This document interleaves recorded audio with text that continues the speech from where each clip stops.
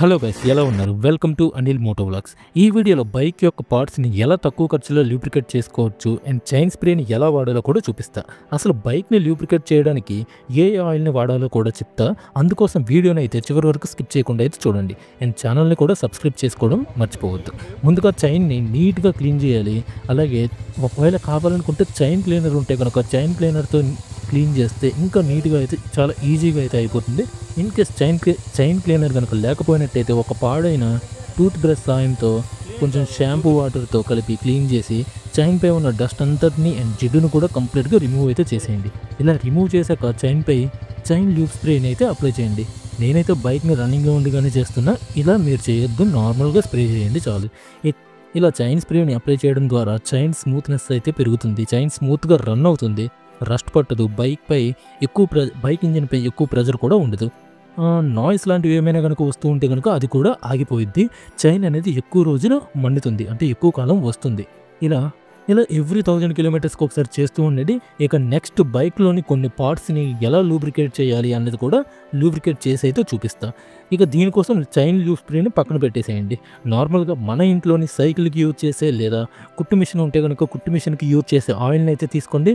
ముందే చెప్తున్నా, ఇవి కూడా యాక్చువల్గా వాడరు. గేర్ ఆయిల్ అని చెప్పి కాస్త చిక్కదనం ఎక్కువగా ఉండే ఆయిల్స్ని, గ్రీజ్ని వాడుతుంటారు. అవే కరెక్ట్. ఇది నార్మల్గా తక్కువ ఖర్చులో మనం ఇంటి దగ్గర ఉన్న వాటితో అయితే చేసుకోవాలని చెప్తున్నా.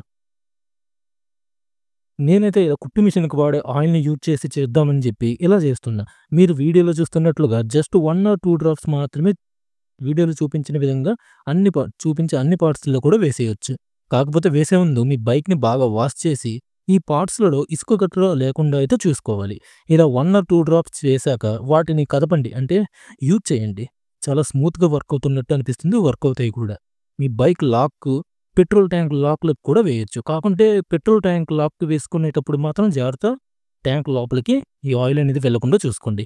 ఇలా మొత్తాన్ని లూబ్రికెంట్ అయితే చేసుకుంటే స్మూత్గా వర్క్ అయితే అవుతాయి.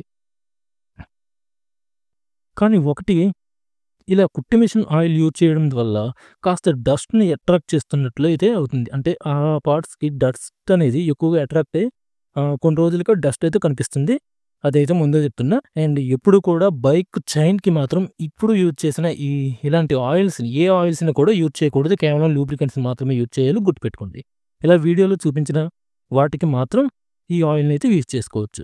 కావంటే వేరే స్పెషల్గా వీటి కోసం మాత్రమే అని చెప్పి కొన్ని లైట్గా చిక్కదనం కలిగిన ఆయిల్స్ అయితే బయట ఆన్లైన్లో అవైలబుల్ ఉంటాయి. వాటిని కావాలంటే పర్చేస్ చేసి యూజ్ చేయండి.